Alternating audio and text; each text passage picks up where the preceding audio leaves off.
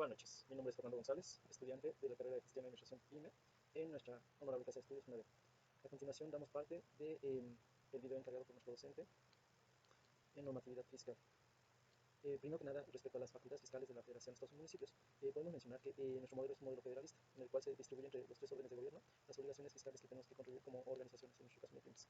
Esto tiene un fundamento en los artículos 31, 73, 117, 118 y 124 de la Constitución, además, por supuesto, de la Ley de Impuestos sobre la Renta, donde también se establecen estas obligaciones, el Código Fiscal, por supuesto, y adicionalmente comentar que, bueno, en el caso de las facultades que tiene el Estado, en este caso en el orden federal, podemos hablar de, por ejemplo, el impuesto al valor agregado, que es el IVA, el impuesto sobre la renta.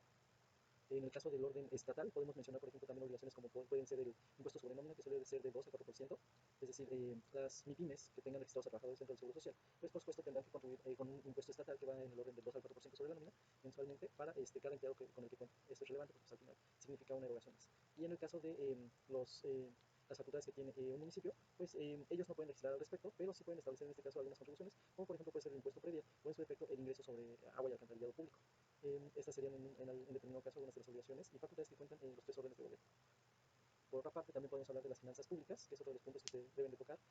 En el caso de las finanzas públicas podemos hablar que en el caso del Estado obtiene ingresos y también pues ejecuta gastos. Básicamente es algo que se refiere a estas finanzas públicas, ya que cumple con estas funciones sociales principalmente, y se incluyen dos grandes procesos dentro de estas finanzas públicas, que sería la captación de ingresos a través de impuestos, derechos, aprovechamientos y, por qué no, hasta multas, ¿no? Y en el caso de los gastos públicos, que pueden ser de orden corriente o de inversión, y en este caso, básicamente estos determinan e impulsan la salud económica en el país y pues, permiten, en teoría, redistribuir la riqueza. Esto es importante para las MIPYMES, puesto que entender este sistema nos da la pauta para poder verificar cómo la contribución se traduce en servicios públicos y pues relativamente una estabilidad macroeconómica. Sin embargo, como un apunte personal, podemos notar, sobre todo en las carreteras y calles en la mayoría de los municipios, pues no están tan bien atendidos, ¿no? Podemos notar, por ejemplo, problemas de bacheo que deben de ser atendidos. Avanzando un poco más, podemos encontrar la política fiscal, en la cual este instrumento nos permite influir en la economía, en el caso del Estado, para poder recaudar impuestos y poder organizar el gasto público, ya que estas medidas son relativas a la tributación, los gastos, la deuda que se adquiere y las operaciones financieras por parte del Estado mexicano. En este caso, la Secretaría de Hacienda y Crédito Público y Banxico son los que coordinan esta política en el país. Y básicamente lo que buscan es un equilibrio entre el crecimiento del Producto Interno Bruto, por otra parte que la inflación se mantenga estable y la deuda se mantenga controlada, o al menos es lo que se pretende. Sin embargo, pues aunque Banxico ha hecho y ha aplicado buenas medidas, pues la verdad es que el gobierno ha dejado un tanto de lado esto y sí ha incrementado bastante la deuda. Lo podemos ver en las gráficas que el mismo gobierno ha presentado en últimas fechas. Y pues para las MIPYMES es importante esto porque la política fiscal establece básicamente un fomento hacia la inversión productiva, o al menos es lo que debería pretender, y por otra parte pues dar una certeza jurídica, ¿no?, ante la política fiscal que adopte el gobierno.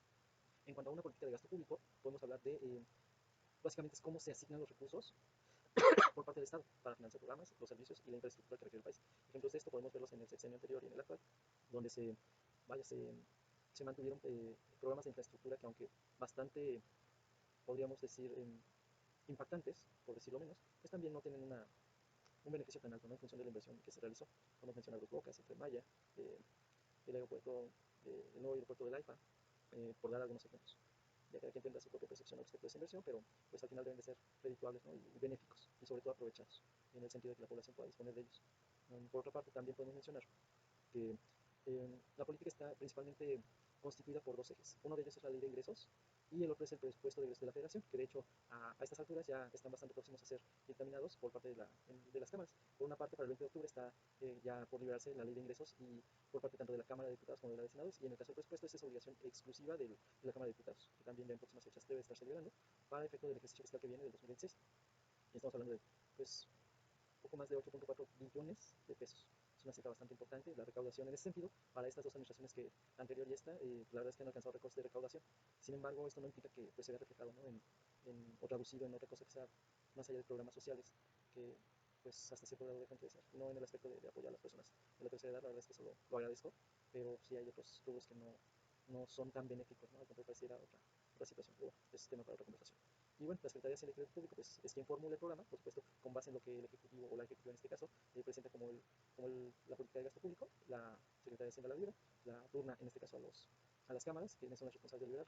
Y pues para las MIPYMES es importante porque hablamos de la demanda agregada, que es básicamente el gasto público, cómo satisface este gasto las necesidades sociales. Y esto es relevante porque pues, desplaza la curva de demanda y esto incide directamente en los índices macroeconómicos de precios y producción en la economía nacional. Entonces incide directamente en el nivel de precios que estamos manejando y por supuesto cuánta producción es la que se presenta al mercado, lo cual influye directamente a las MIPYMES.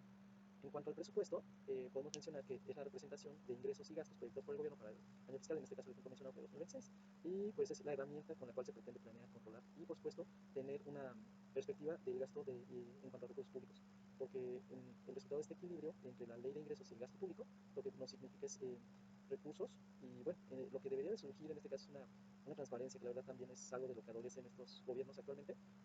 No está liberando la información tan fácilmente, incluso han resguardado algunos rubros de gasto público que están reservando la información hasta por 5 años, entonces eso tampoco es tan sano, porque la rendición de cuentas es obligada para las empresas, ¿no? Y más para las organizaciones de la sociedad civil, que en ese sentido pues, son sumamente vigiladas por la Secretaría de Hacienda y Crédito Público, y como ente rector, pues el gobierno debería ser ejemplo. No es así, pero bueno, esperemos que en ese sentido mejor. Y pues para la FIME es relevante esto porque si se comprende la estructura del presupuesto, es posible poder anticipar políticas de inversión y de financiamiento público. De esa forma podríamos apuntar hacia esos proyectos como MIPIMES para el efecto de poder obtener beneficios y obviamente contribuir con esos proyectos del gobierno, siempre y cuando cumplamos con calidad y no se preste a malas prácticas, ¿no? Que es algo, hemos tenido por ahí algunos ejemplos lamentables en la práctica del manejo del presupuesto. Y por último, mencionar la ley de ingresos de la Federación.